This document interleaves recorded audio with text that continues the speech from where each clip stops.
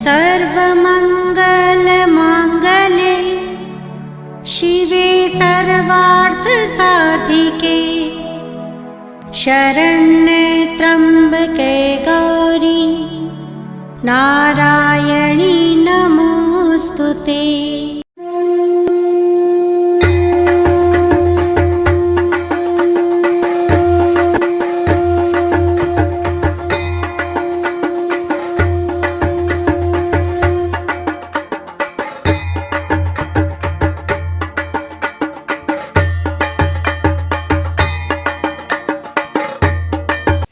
देखिए ना कितना दुख है, लक्ष्मी जा चुकी हैं और साथ में माँ गौरा भी जा चुकी हैं, शिव भी 100 जैसे हो गए हैं और भगवान विष्णु श्रीहीन हो गए हैं। दुख बहुत ज्यादा है, लेकिन कह डाला माँ का दर चूम कर,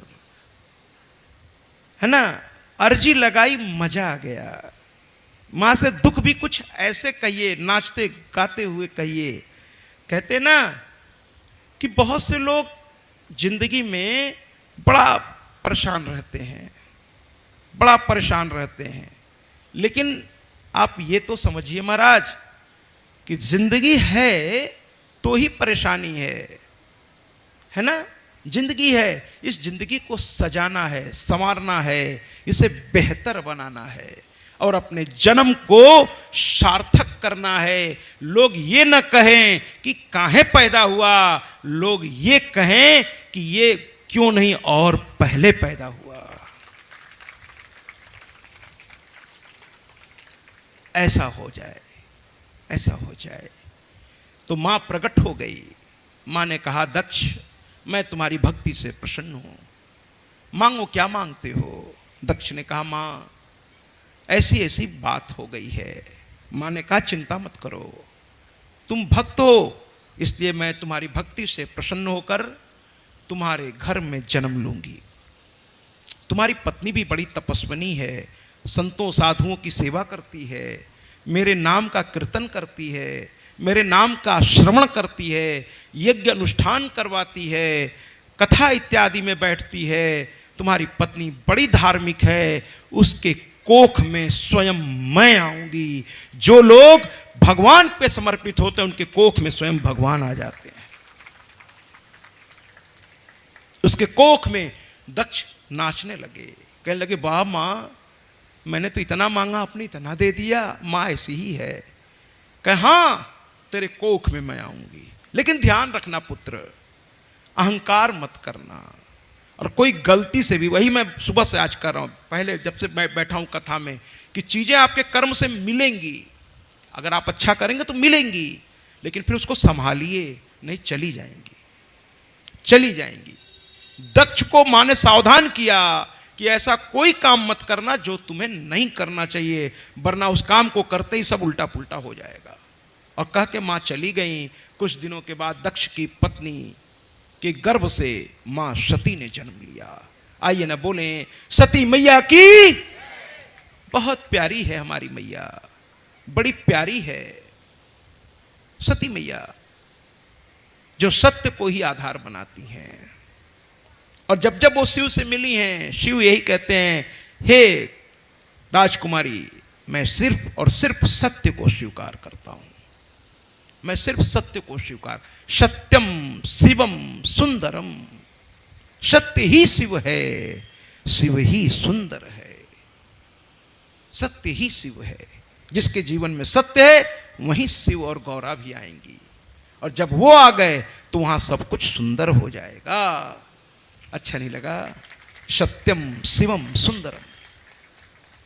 मां आ गई, मां थोड़ी बड़ी हुई, दक्ष उन्हें गोद में बैठाकर बड़ा आनंद का अनुभव कर रहे हैं। अभी उनकी बुद्धि सही है महाराज, आनंद का अनुभव कर रहे हैं।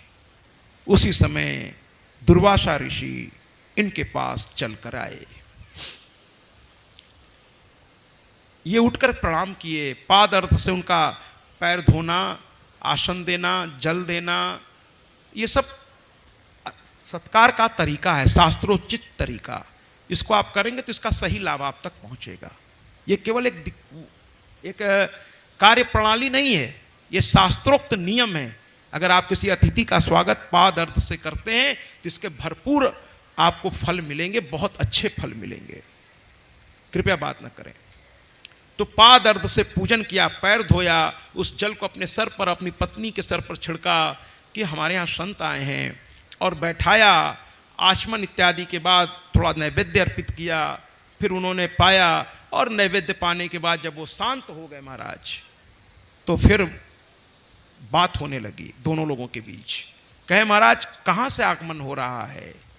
तो कहने लगे माँ की साधना कर रहा था, माँ का दिव्य स्वरूप का दर्शन हुआ मुझे। कहे अरे माँ के दर्शन आपको हुए? कहे हाँ, हम लोग तो माँ को जब भी याद करते हैं माँ आती है, भाव से पुकारिए तो माँ आएगी, मेरे सामने भी आई। तो कहे वाह, तो बड़ी सुंदर बात है। कहने लगे महाराज आपके गले में जो ये माला है ये बड़ा सुशोभित हो रहा है, ऐसा दिव्य माला मैंने कहीं देखी नहीं। तो कहे हाँ, ये माँ के गले में पड़ी हुई थी, माँ ने दुलार में हमें पहना दिया। भगवान का दर्शन ऐसा ही होता है।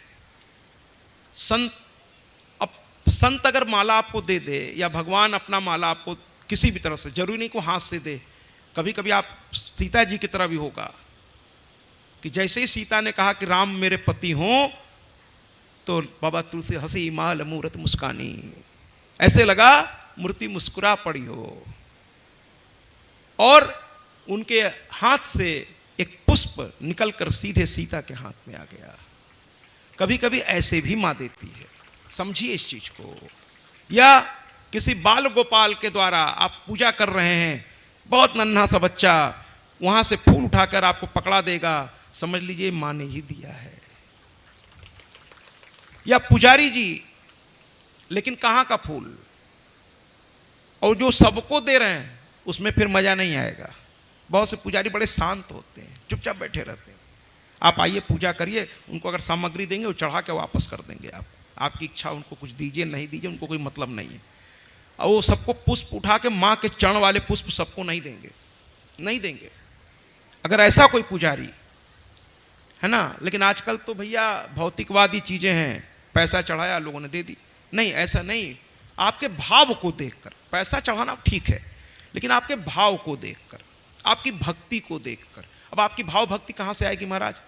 आप कैसे भगवान के दरबार में आए हैं, किस श्रद्धा से आए हैं, और आपकी श्रद्धा झलकेगी आपकी वस्तुओं से। आप क्या क्या लेकर, भगवान नहीं मांगता है, लेकिन श्रद्धा में। भैया जरा बात जो लोग कर रहे हैं उनको दूसरे लोग चुप करें, ये जो लोग बात पीछे कर रहे हैं कृपया चुप करें उनको। इतने सुंदर प्रसंग में भी वो बात कर सकते हैं, महान है वो लोग। तो है ना, आपका वो भाव देखता है, आप कितनी विनम्रता से उनसे बात कर रहे हैं, क्या क्या आप भगवान को अर्पित कर रहे हैं, ये सब वो देख रहा है पुजारी। आप किस भाव से, किस सम्मान से उससे वार्तालाप इत्यादि, भेंट वस्तु, स्वतः उसका हाथ चला जाएगा उस तरफ, आपके भाव से उसका हाथ बढ़ेगा। और जिस समय उस भाव से हाथ बढ़ा और वहां से उठा करके चरणों के ठीक ऊपर का पुष्प उठा कर अगर उसने दे दिया, तो वो भी मां का दिया हुआ है। ये सब संभाल के रखने की। कोई संत आपके घर आ जाएं, उन्होंने कोई माला आपको दे दी, अब देखिएगा अभी दक्ष प्रजापति यही गलती करेंगे, और उस माले को आपने इधर उधर फेंका, गड़बड़ हो जाएगा।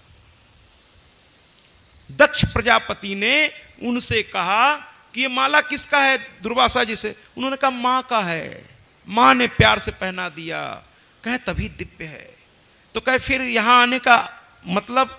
तो कहे मां का वो स्वरूप देखता हूं, लेकिन मां का बाल स्वरूप देखने का मन कर गया। जो आपकी गोद में बैठी है वो भी तो जगदम्बा है, मैं उसे देखने आ गया। जैसे कृष्णा अवतार में शिव पहुंच जाते हैं उन्हें देखने, रामा अवतार में भी पहुंचे थे।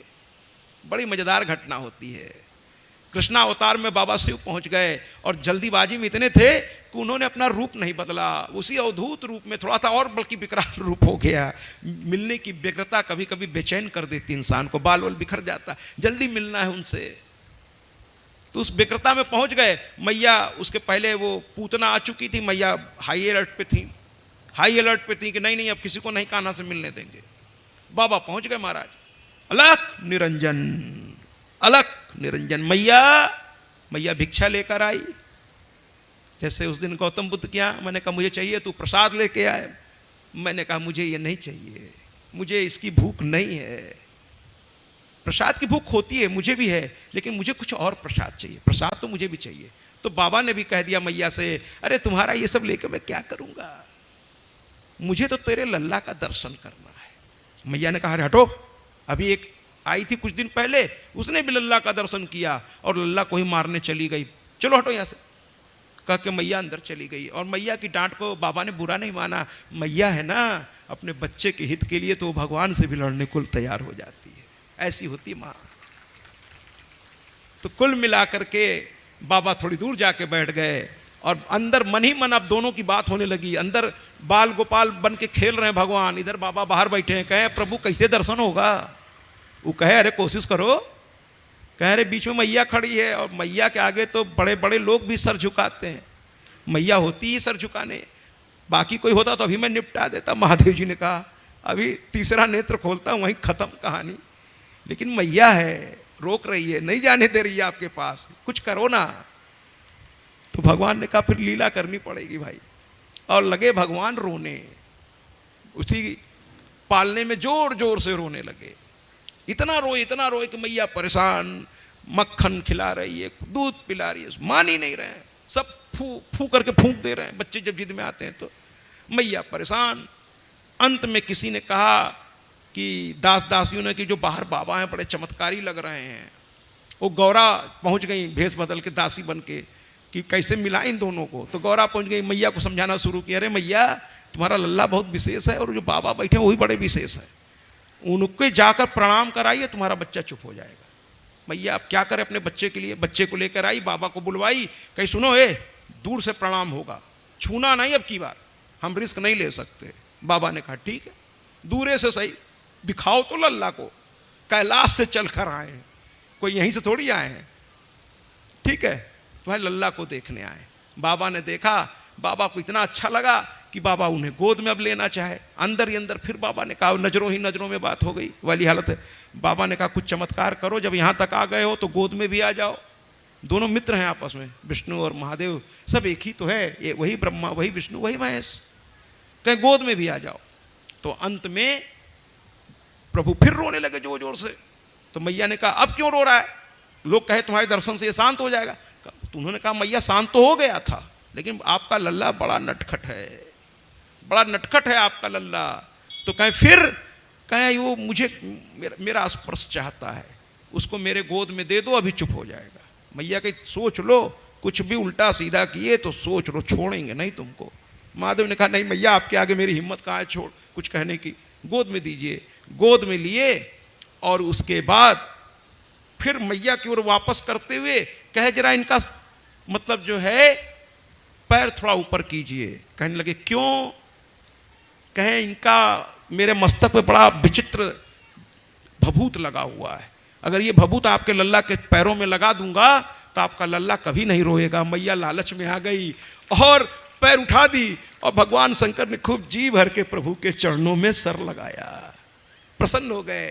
भगवान ने कहा शंकर तुम्हारा तो काम हो गया, तुमने तो मेरे पैर छू लिए, मेरे पैरों की धूल अपने सर पे लगा ली। मैया को इधर उधर समझा के, मैया भोली तो होती हैं, अब मेरा भी जुगाड़ करो, अब तुम्हारे पैर का धूल मुझे चाहिए। तो बाबा महादेव ने कहा यार अब कैसे मैया को समझाएं, मैया बार बार समझाऊंगा कहीं समझ न जाए कि दोनों मिलकर हमको समझा रहे हैं। तो बाबा ने कहा तुम रोना शुरू करो फिर देखता हूं। तो फिर रोने लगे कृष्ण। मैया ने कहा अब क्यों रो रहा है, अभी तो तुमने कहा था तुम्हारे सर का धूल लग जाएगा तो हमेशा के लिए रोना बंद। कहे महाराज तुम्हारी मैया क्या करे, बड़ा नटखट है, ये यहाँ के धूल से नहीं मानेगा, और बच्चे तो मान जाते थे, ये बड़ा अजीब तुम्हारा लड़का है। एक काम करो मैया, इसको धूले धूल लगा देते हैं, हमेशा के लिए ठीक हो जाएगा, इसके मेरे पैरों पे इसको डाल दो, फिर देखो चुप होता है कि नहीं। उठा के उन्होंने लल्ला पैर पर रखा, वो हंसने लगे, दोनों का काम हो गया, दोनों ने एक दूसरे के सर का धूल लगा लिया। तो ऐसे नटखट हैं।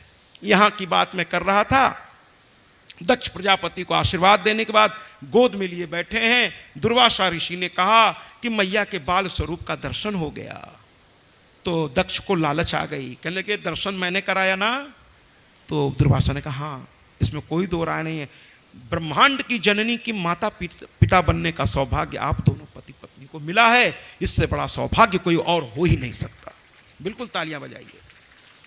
तो कहने लगे दुर्वासा से दक्ष प्रजापति कि अगर ऐसा हो गया है तो अब मुझे भी कुछ चाहिए। दुर्वासा ने कहा, जो कहो, इस दर्शन के बदले तो मैं अपनी जान, अपना जीवन, सब कुछ तुम्हें दे सकता हूं। कहे कुछ मुझे मत दो, ये जो माला है बहुत अच्छी लग रही है, ये मुझे दे दो। तो कहे ये तो मां ने मुझे दिया है। दुर्वासा ने कहा, अब कोई संत आपको कुछ दे ना तो उसे दूसरों को मत दीजिए। भगवान आपको विशेष तौर पे कोई चीज दे तो योग्यता देख के आपको दे रहा है। आपने कोई ऐसी सेवा कर दी, ऐसा कोई भाव आप में दिख गया कि उसने वो चीज आपको दे, तो आप दूसरों को मत बांट दीजिए, वो उसका महत्व तो समझ नहीं पाएगा। आपने पाया है, बड़ी भक्ति से, श्रद्धा से, सेवा करके, भाव से पाया है, उसको अपने पास रखिए, है ना। यहां तक कि अपने सगे भाई को भी मत दीजिए।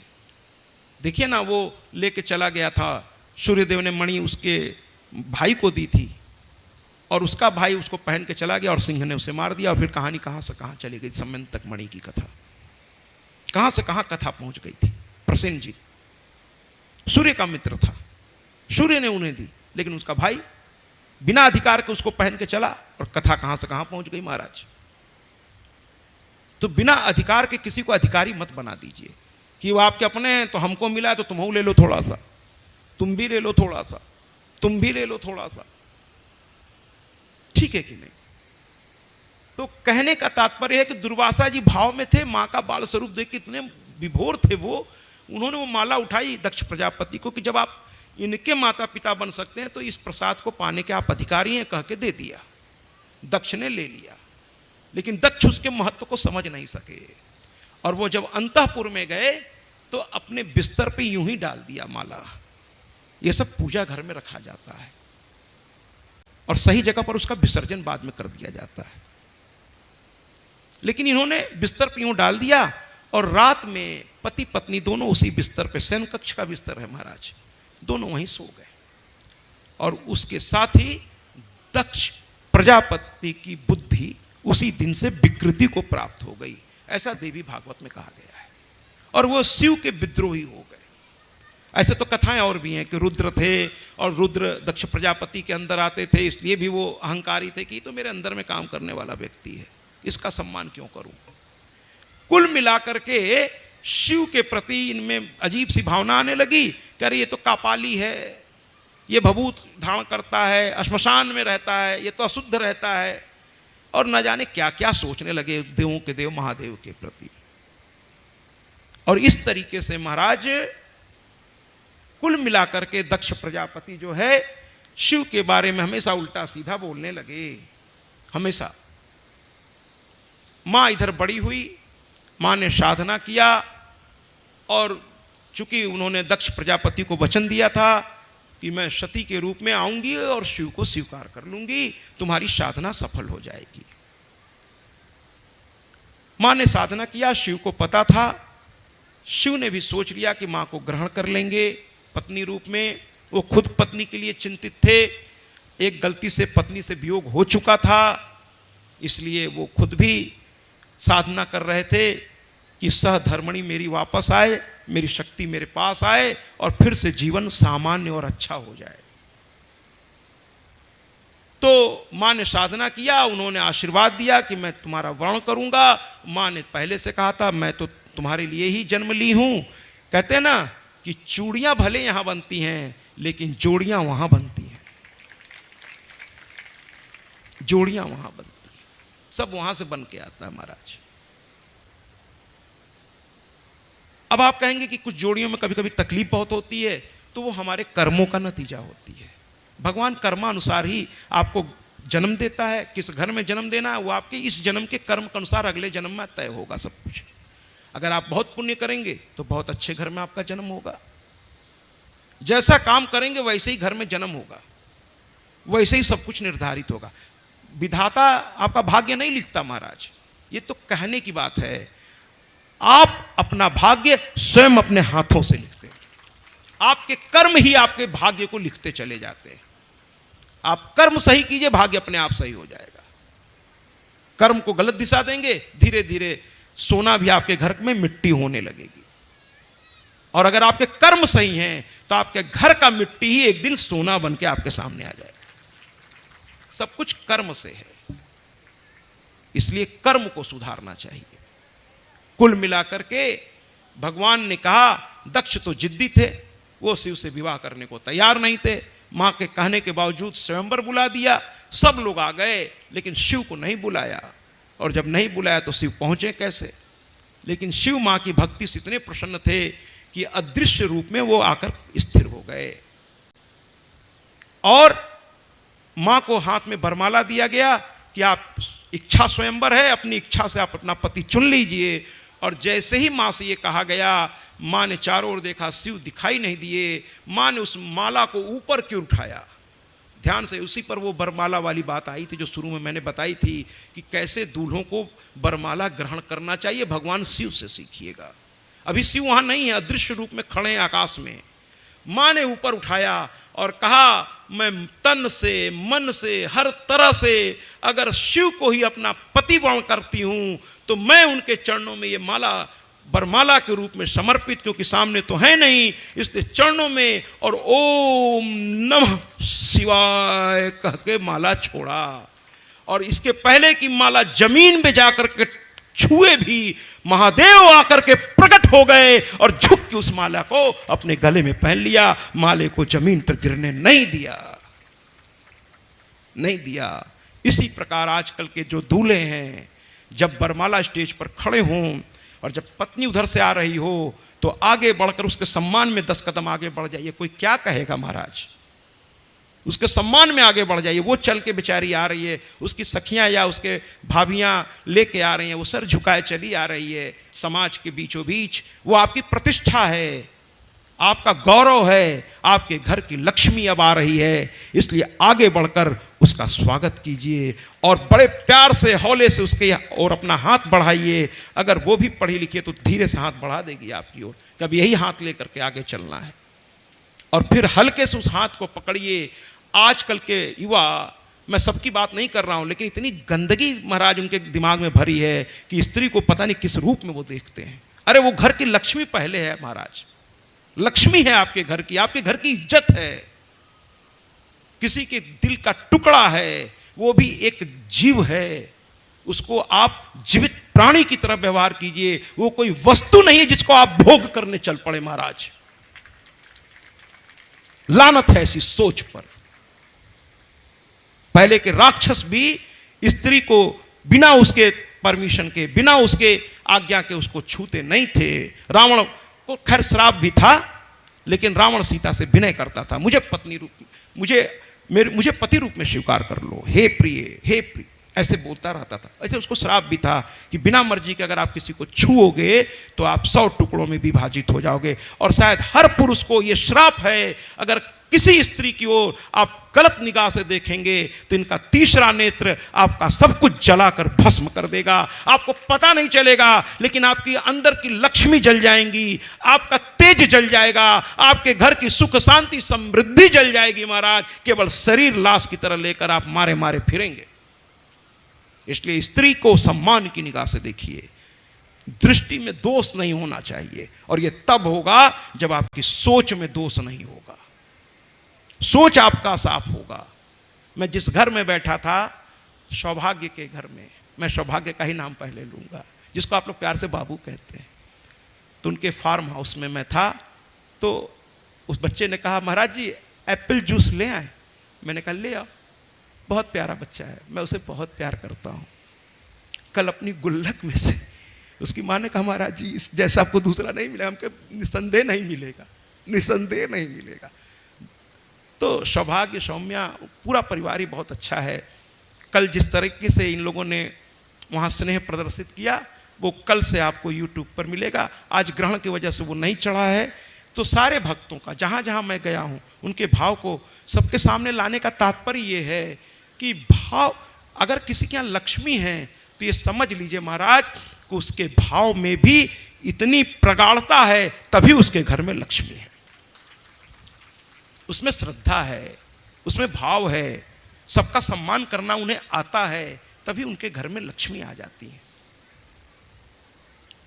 तो कुल मिलाकर के महाराज यहां पर उन्होंने फेंक दिया बिस्तर पर, सो गए। अब इनकी विकृति आ गई और फिर शिव को नहीं बुलाया। शिव ने आकर गले में वरमाला ले ली। और मैं आज के बच्चों से कह रहा था, पत्नी का हाथ पकड़ के बहुत सम्मान के साथ उसे वरमाला स्टेज पे लाएं और वैदिक ब्राह्मणों के मंत्रोच्चारण के बीच मालाओं का आदान प्रदान करें महाराज। और उसके बाद सबसे पहले दोस्त यार छत उस पर न चढ़ जाएं कि आज मेरे यार की शादी है।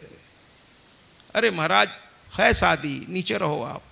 पहले माँ बाप को भेजें आशीर्वाद देने के लिए, दोनों माँ बाप को, लड़की के भी और लड़के के भी। गुरुजनों को भेजें, विद्वानों को भेजें। उसके बाद इष्ट मित्र भी जाके थोड़ा हाथ मिला सकते हैं, ऐसा नहीं कि नहीं मिला सकते। हर चीज मर्यादित होकर करें, हमारे शिव से सीखें। और उन्होंने सती को स्वीकार किया। दक्ष बहुत नाराज हुए, शिव उनको लेकर उसी समय वहां से चल दिए। सती ने चलते समय माता पिता को प्रणाम किया, पिता ने मुंह घुमा लिया, माँ ने आशीर्वाद दिया। माँ तो बड़ी दयालु होती है।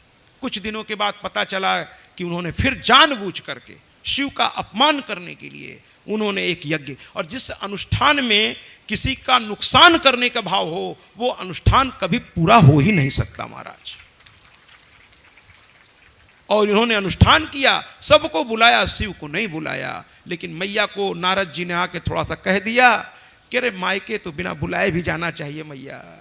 और मैया चल दी। उसके पीछे बहुत सारी वजह, बहुत डिटेल में नहीं जाऊंगा। राम कथा में मैया से कुछ ऐसा हुआ, वो लीला किया कि जब आप पति की सही बातों को भी मानने से इनकार कर देंगी तो फिर आपसे गलती हो जाएगी। भगवान ने अगस्त ऋषि के यहाँ इनको कथा सुनाना के लिए ले गए, लेकिन इनके मन में अहंकार था कि मेरे पति तो खुदे बहुत बड़े कथावाचक हैं, फिर ये क्या सुनाएंगे महाराज। जब कोई श्रोता इस भाव से बैठता है, अरे ये क्या सुनाएंगे, तब तो फिर गई भैंसिया पानी में। माने श्रद्धा ही नहीं है। कथा में सादर सुनहूं, आदर के साथ कथा सुननी चाहिए, सादर सुनहूं। तो कुल मिलाकर के महाराज यहां पर माता ने सती रूप में अगस्त ऋषि का आदर नहीं किया, कथा ध्यान से नहीं सुनी। और जब कथा ध्यान से नहीं सुनेंगे तो फिर आप में बदलाव नहीं आएगा।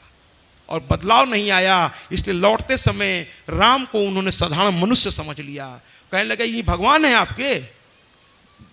पूरे घूम घूम के पूछ रहे हैं, हे खग मृग हे मधुकर श्रेणी, क्या देखी सीता मृग नैनी। ये भगवान है आपके।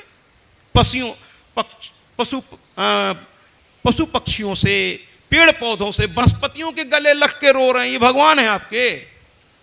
तो कहें अरे ऐसा मत कहो, ये लीला कर रहे हैं, लीलाधारी हैं, ये इंसान रूप में, इसलिए इंसान वाली कमजोरियां भी ये बता रहे हैं। लेकिन माँ कहाँ मानने वाली।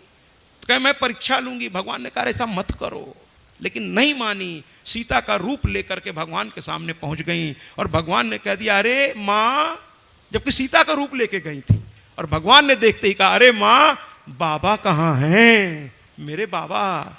माँ लजा गई, माँ लजा गई, समझ गई कि ये प्रभु हैं, प्रभु हैं। लौटी, भोले बाबा आसन लगा के बैठे हुए थे कैलाश पे। कहे ले लिया परीक्षा। माँ ने कहा हाँ, परीक्षा वरीक्षा नहीं लिया मैंने। माँ झूठ बोल गई। देखिए गलती पे गलती करती गई, झूठ बोल गई। कहे मैंने परीक्षा नहीं लिया। कहे फिर क्या किया। कहे बस मैं गई, प्रणाम किया, लौट आई। बाबा ने कहा ये माँ ऐसे तो नहीं मानने वाली है ना। ऐसे कहाँ, सब्जी बन रही है तो उसमें से निकाल के चख के देख, हाँ थोड़ा सा, फिर चख। ये सब गलत तरीका है माताओं। सीधे उंगली से जो लोग चखते ना, ये गलत है। अगर आपको चखना ही है तो हल्का सा चम्मच से निकाल के कहीं दूर चखिए, क्योंकि रसोइयों को इतना अधिकार होता है कि नमक तेज ज्यादा तो नहीं है, हैं, और वो प्रसाद चढ़ भी जाएगा। लेकिन उस चम्मच को वापस उस बर्तन में मत डाल दीजिए, या उंगली से मत चखिए, या बीच बीच में खाते भी रहिए और बनाते भी रहिए। ये तो बिल्कुल मत करिएगा, क्योंकि भोग लगता है महाराज। रसोई जूठी नहीं होनी चाहिए, रसोई घर में बैठ के खाना नहीं चाहिए। ये सब दरिद्रता है। खुले बाल करके रसोई नहीं बनानी चाहिए, बिना स्नान के रसोई नहीं बनानी चाहिए। उस घर में दरिद्रता आ जाती है। जूठा बर्तन रात में नहीं रखना चाहिए। गुथा हुआ आटा से सुबह रोटी नहीं बना, हमेशा ताजा आटा गूथिए। ये सब घर गृहस्थी की बहुत छोटी छोटी लेकिन बड़ी बातें, बड़े इसके परिणाम होते हैं। ठीक है। तो इस तरीके की बातें हैं। तो कहीं नहीं नहीं मैं तो प्रणाम करके, लेकिन बाबा ध्यान लगाए, सारा किस्सा उनके आंखों के सामने आ गया। और अब की बार बाबा ने उनको बैठने के लिए अपने बगल वाला आसन नहीं दिया, बल्कि बगल का आसन उठा के सामने आसन दिया और माँ से कहा बैठ जाओ। और माँ वहां बैठ गई और माँ तो जगजननी थी, समझ गई बाबा ने उनका त्याग कर दिया। कहा तुमने मेरी माँ का स्वरूप धारण कर लिया, अब तुम माँ मेरी बन गई, तो पत्नी रूप में तुम्हें कैसे स्वीकार कर सकता हूं। इसलिए सामने का आसन दिया, जो माँ का आसन होता है बच्चे के सामने, ऊंचा दिया। माँ घबरा गई, रोने लगी। उसी दिन माँ ने सोच लिया ये शरीर त्यागना है। और वहां देखा सब तरफ शिव की निंदा दक्ष किए घूम रहे थे। माताओं ने तो, माँ ने तो गले लगा लिया अपनी पुत्री को, लेकिन बहनें भी थोड़ा मुंह फेर ली, अपने अपने वैभव में आ गईं। अरे ये कपाली, इसके पास क्या है ना। कुछ लोग जो होते हैं ना महाराज, आपकी स्थिति देखकर ही आपका आकलन करते हैं, कौन सी गाड़ी से ये चलते हैं, है ना। वो अंदर की योग्यता देखने की उनमें क्षमता ही नहीं होती महाराज। लेकिन जो अंदर की योग्यता देख लेता है, वो समझ जाता है कि बड़ी से बड़ी गाड़ी भी इसके आगे बहुत छोटी है, इसकी योग्यता के आगे। ये तो कुल मिलाकर के माँ ने तो गले लगाया, बाकियों ने मुंह घुमा लिया। और दक्ष तो इसको देखते ही, इनको देखते ही भड़क गए। पुत्री का सम्मान करने के बजाय लगे उल्टा सीधा बोलने, तुम क्यों आ गई, अरे तुम उसके साथ रहती हो, श्मशान वासनी हो गई हो तुम, मेरे यज्ञ को अशुद्ध कर दिया तुमने, अब फिर से यज्ञ करना पड़ेगा। अरे क्या जरूरत थी मेरे सामने आने की, उसके पास गई हो तो वहीं रहो,